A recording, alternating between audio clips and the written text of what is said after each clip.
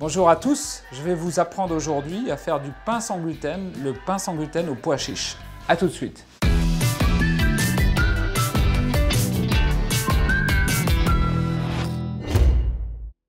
Notre matériel pour le pain sans gluten, cul de poule, le batteur pour pouvoir bien pétrir à la fin, un petit fouet avec le cul de poule, le pinceau pour pouvoir mettre un peu d'eau sur le pain, une petite corne, la palette, c'est mieux pour pétrir le pain sans gluten, et bien sûr nos moules qu'on prendra soin de bien beurrer ou d'huiler.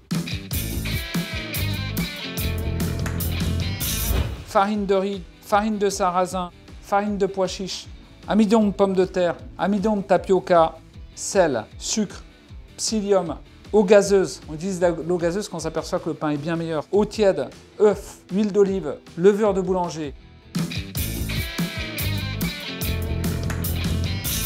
On va mélanger l'eau gazeuse, notre levure et le vinaigre.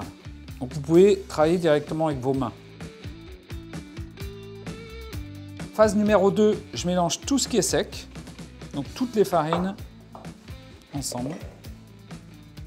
Le tapioca, l'amidon, tout ce qu'on a. Regardez comme c'est joli, ces mélanges de couleurs. Tout. Voilà, un petit coup de fouet là-dedans. En vrai, comme on pétrit très peu, il faut que tout soit parfaitement mélangé parce que si d'un côté vous avez par exemple la farine de riz toute seule, ça ne va pas fonctionner. Donc il faut qu'on puisse mélanger, fusionner tout ensemble très rapidement. Troisième mélange, les œufs.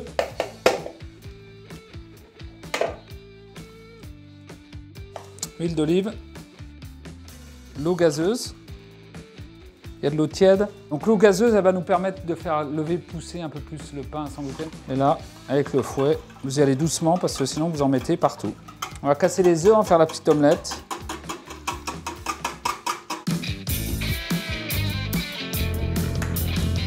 On va mettre donc tout ce qui est liquide et ensuite tout ce qui est solide dans le batteur.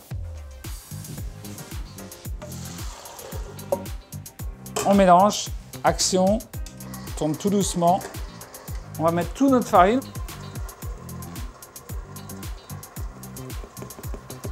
Essayez de ne pas en mettre partout. Pas comme moi. Et une fois que le mélange est à peu près homogène, on va rajouter l'eau avec de la levure. Vous voyez, je vois encore des petits grumeaux, j'attends encore 30 secondes, mais moins on pétrit, mieux c'est. Et là, on va mettre tout doucement la levure. Vous voyez, comme la pâte, elle est belle. Voilà, c'est fini. Quelques minutes en première, juste à peine mélangé. Et on arrête. Une fois que notre pâte est finie de, on va pas dire pétrir, on pourrait dire mélanger, c'est un peu comme une pâte à crêpes, on va garnir nos moules jusqu'aux 2/3 du moule. Alors, si vous avez une louche, c'est parfait. Sinon, vous prenez votre corne. 2/3 du moule. Hein. On continue. Donc, bien mettre dans les moules. Et maintenant, on va lisser les pains. De l'eau très chaude, une cuillère à soupe. Il faut en vrai que le pain il sorte, vous voyez, avec un espèce de dôme comme ça.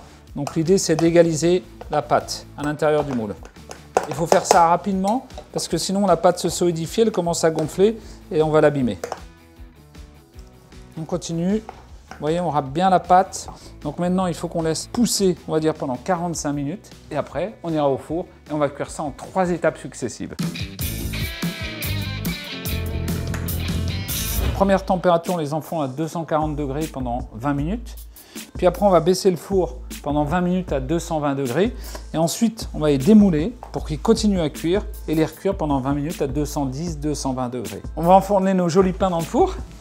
Alors, pensez toujours à une petite chose, il ne faut pas que ce soit collé les moules. Donc toujours pensez à les décoller avant de les mettre dans le four parce que le pain va gonfler, parce qu'on a besoin de chauffer chaque partie du moule. Et regardez ces beautés qu'on a obtenues. Le pain sans gluten, alors vous voyez, c'est vrai que ça a un peu les caractéristiques d'une pâte à crêpes qu'on aurait cuit dans un moule. C'est juste très beau, ça sent bon. Bon, c'est différent du pain avec gluten, hein. Je vais vous en couper un, vous allez voir, la mie, elle n'est pas alvéolée, enfin les toutes petites alvéoles. Mais c'est un pain, vous voyez, ces petites alvéoles de la fermentation, de la levure qu'on a mis à l'intérieur. Et c'est un pain qui est intéressant, j'allais presque dire qu'il pourrait ressembler un peu à un pain de mie. Moi j'adore passer ça dans le toaster et mettre du beurre dessus le matin. Regardez, il a bruni, il sent bon, il sent le pois chiche, c'est juste sublime.